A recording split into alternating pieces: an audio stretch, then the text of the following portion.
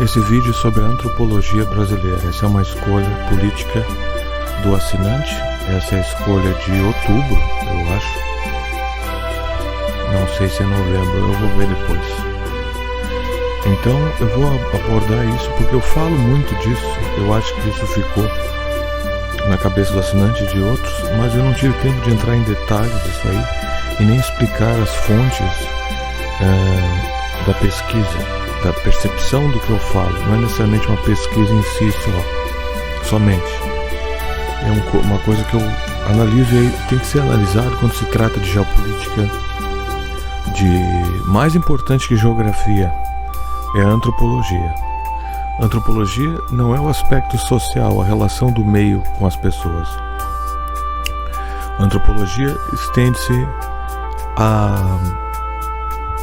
às características que fundam a identidade de um grupo de pessoas, de um grupo que pode habitar um país, uma tribo, uma localidade, e isso não necessariamente é irreversível e não necessariamente é algo bom ou ruim. Nós não temos que respeitar todas as culturas bosta nenhuma. Há tempos atrás, na época de Jesus, na cultura judaica, baseado na cultura religiosa judaica, de morais e costumes, era comum apedrejar prostitutas, como a maioria de vocês deve saber sobre o episódio do apedrejamento da prostituta.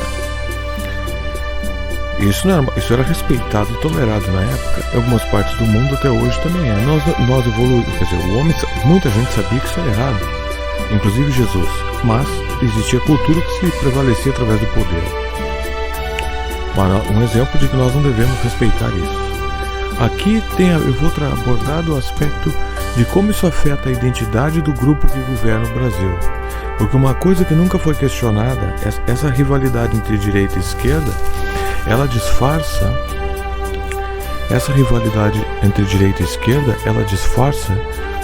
o que há por trás permanentemente no Brasil. Então eu vou abordar, por exemplo, do início em Portugal, porque eu traço isso desde Portugal. Como fundou-se Portugal? Portugal fundou-se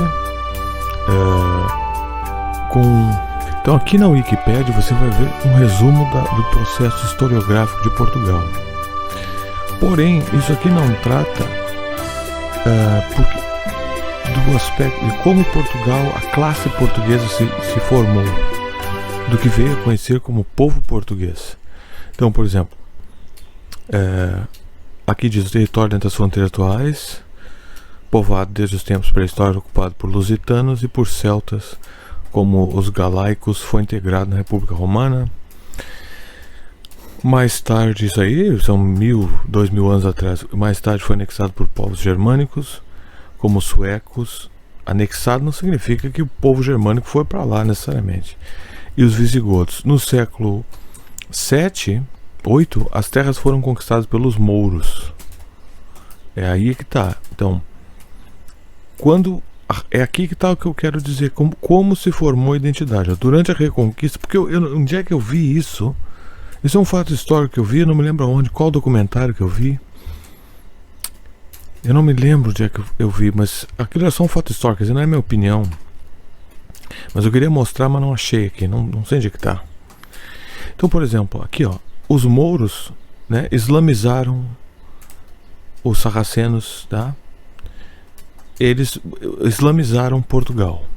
Portugal permaneceu islamizada. Aqui que formou-se porque aquilo ali é formação, aquilo ali é mais uma identidade demográfica que antropológica, como vocês estão vendo ali atrás, ó, tá? No parágrafo que eu expliquei antes. Então, quando você vê a formação, aqui que começa a formação, no período cristão, Reconquista, que forma-se a classe portuguesa moderna, porque obviamente os mouros, os mauritanos, os mauros ou os sarracenos não formam a identidade política, a identidade antropológica de Portugal. Eles têm influência racial, demográfica, até na língua portuguesa é cheia de expressões árabes. Por esse é um nível profundo da penetração desses caras dentro de Portugal.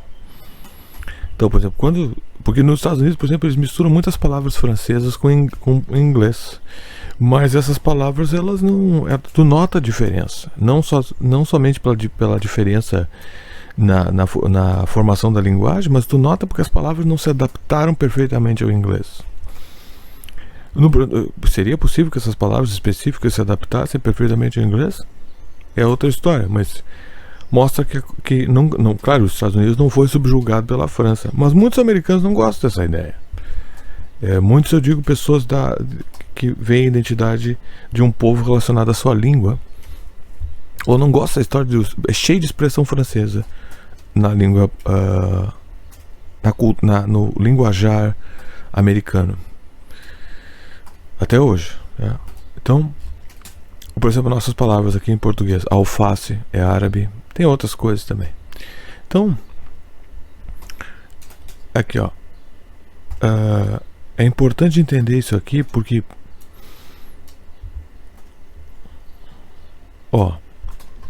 por que é importante entender essas coisas? Porque foi a partir daqui que formou-se a classe governante portuguesa, o reino de Portugal e dos Algarves, tá? Ele existiu entre 1139 a 1910, com 35 monarcas distribuídos ao longo de 4 dinastias, Afonsina ou de Borgonha. Então essas são as dinastias políticas da Europa, que não são necessariamente...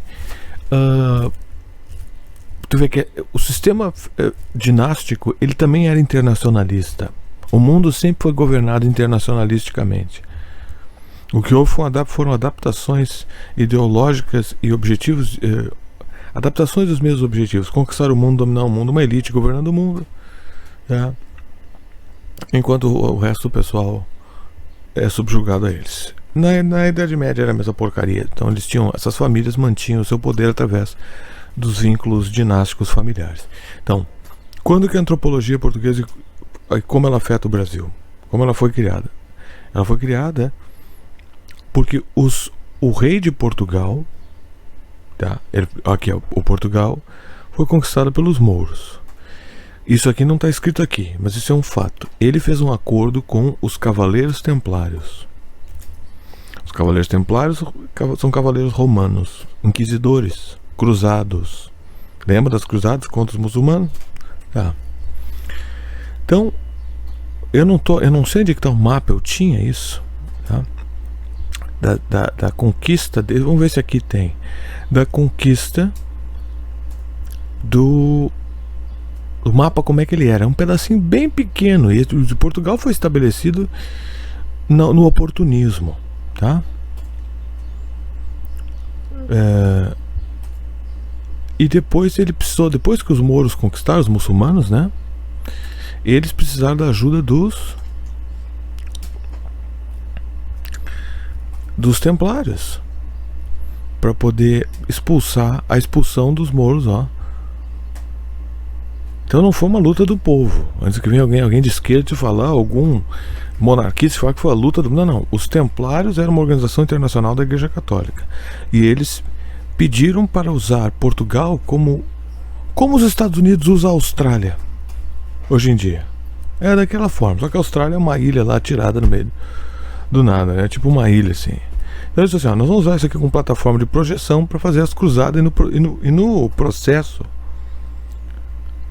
você vai ganhar o seu estado. Então a identidade antropológica da qual me refiro é essa correlação com o belicismo, porque a antropologia vai afetar o teu aspecto belicista. Então aqui formou-se, não em termos de legalidade constitucional, a identidade da governância portuguesa, que eu considero que se formou aí, porque não foi conquistado pelos portugueses. Não foram os portugueses que se libertaram dos mouros.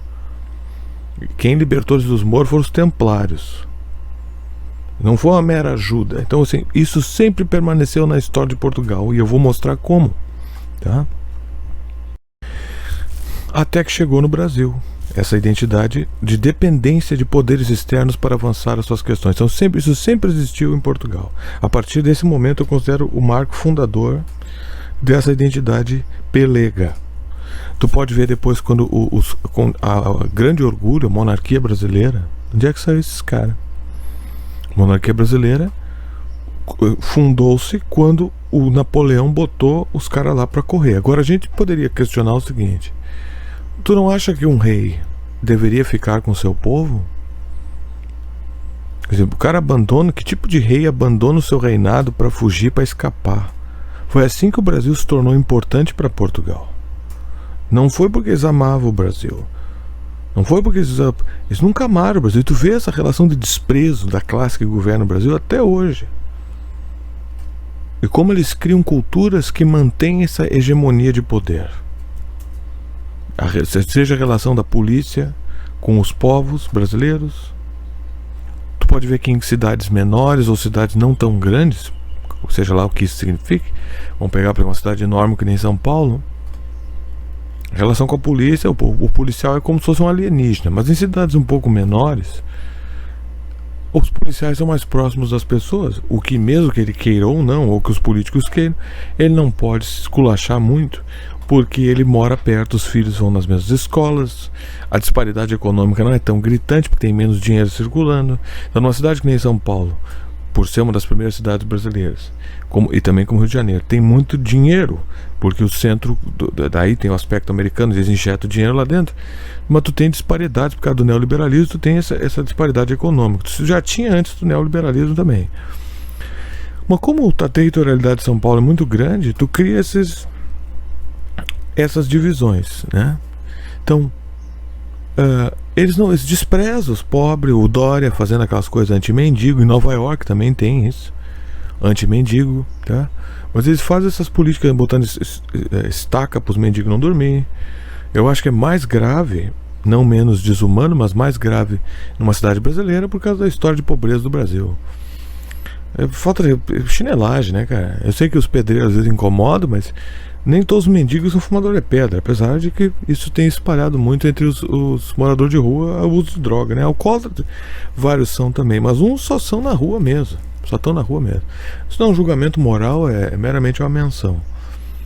Então, tu nota então, essa elite, essa monarquia portuguesa vem fugida de Portugal por causa do Napoleão, e aí estabelece-se no Brasil. Começam as guerras republicanas, maçônicas depois disso, onde eles tentam dividir o continente e acabar com as monarquias. Começou com Napoleão, continuou depois. Napoleão maçom também. E eles tentam dividir o continente como eles dividiram as repúblicas espanholas, em pequenas republiquetas. Acontece a Revolução Farroupilha e outras revoluções pelo Brasil. Graças a Deus todas as revoluções falharam, porque a Revolução Farroupilha só faria sentido se ela não parasse. Porque senão o Rio Grande do Sul ia virar uma Argentina, um pedacinho de terra, nós desunidos, não faz sentido nenhum. E então, mas note que apesar da unidade, essa unidade não necessariamente enriqueceu, por isso que evoca-se esse sentimento de separatismo que tem no Brasil. Ele não dá ganho por causa da característica brasileira de apaziguar tudo, de deixa assim, o brasileiro aceita a merda e não faz nada. A Revolução Farroupilha, ela seguiu um padrão de revoluções incitadas pela maçonaria e pela Igreja Católica, que operaram juntos nessa empreitada aí. Sempre tinha um padre e um maçom na história. Então, e os Carbonares também, que nem o Giuseppe Garibaldi. E tinha a Guerra Civil Americana, que visava separar aquele estado também. Não tinha monarquia, mas era uma guerra maçônica também. Então, a antropologia, no caso do Rio Grande do Sul, a composição racial era um pouco diferente. E devido à distância da influência portuguesa, presta atenção nisso, devido à distância da influência portuguesa, o povo era mais belicista. Essa cultura da paz, a paz da classe que governa, é a paz, a narrativa da paz, porque nós não vivemos em paz. Pagar 5 pila numa caixa de leite não é paz. O imposto do Shark também não era paz.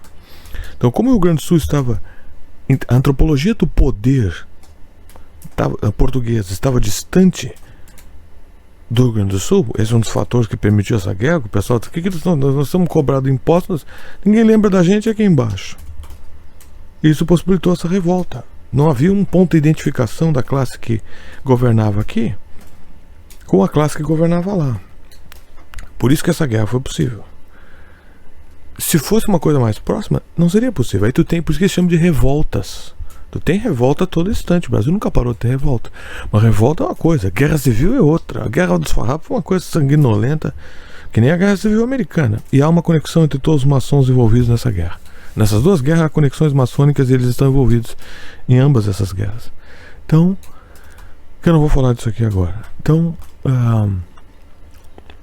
essa identidade de joga toda a população debaixo do ônibus para nós sobrevivermos, essa é a identidade antropológica da classe governante portuguesa.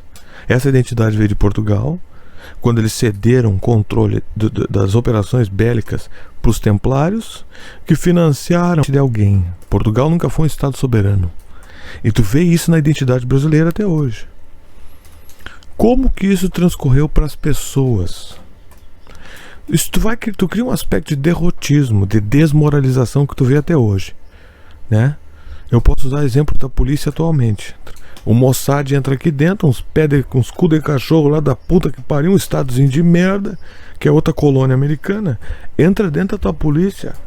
Isso, aí o policial, ele quer chegar na favela e botar uma banca para aquele chinelo que tá lá, aquele coitado que tá lá. E o cara, mas o constante processo de desmoralização da tua autoridade moral governamental afeta a tua autoridade de enforçar a lei. O que faz com que o brasileiro seja, vamos dizer assim, e não é que o brasileiro ele é criminoso. Bom, todo mundo que quebra a lei por definição é criminoso. Então nós somos todos criminosos. Basta criar um monte de leis que é impossível de serem cumpridas. É uma mera questão técnica para abusar das pessoas, mas afeta no senso de desmoralização da população, de derrotismo da população. Isso foi criando uma cultura onde o brasileiro cria essa coisa de estar sempre rindo. A mídia impõe isso, que tu tem que ser feliz, o brasileiro é um povo feliz. O Lula pega esse aspecto fascista do Getúlio Vargas de querer que a cultura sirva como instrumento governamental. Não foi a esquerda que inventou isso aí necessariamente. Isso é uma coisa que também isso é muito no Brasil. O fascismo, por isso que eu chamo os dois de fascistas, é uma coisa fascista. A esquerda é fascista. Eles são a favor de censura, eles são a favor da cultura governamental, a lei Rouanet. Então tu cria um aspecto derrotista, a população está sempre com essa coisa de tu vê garia, a TV adora mostrar um lixeiro no carnaval dançando, para mostrar que ele mesmo sendo lixeiro, ele mantém a alegria dele. Uma alegria dele não é questionável aqui, não é esse o ponto é por que vocês enfatizam o derrotismo feliz da população. Então tu cria uma espécie de antropologia com isso aí, porque tu tenta impor uma cara e uma hora pega como identidade nacional, através de alguns entretenimentos que não tem muita não afeta, na verdade, muito. Isso vai montando aquela coisa. O Getúlio Vargas, eu vi até isso aqui quando estava fazendo pesquisa para outra coisa, uns anos atrás, um ano atrás, por causa que o assinante perguntou sobre o Getúlio Vargas. Acho que era o fascismo do Getúlio Vargas. Foi esse ano ainda, eu acho. E o Getúlio Vargas, ele mandou um sambista mudar a letra dele, porque a letra dele dizia que o brasileiro era vagabundo.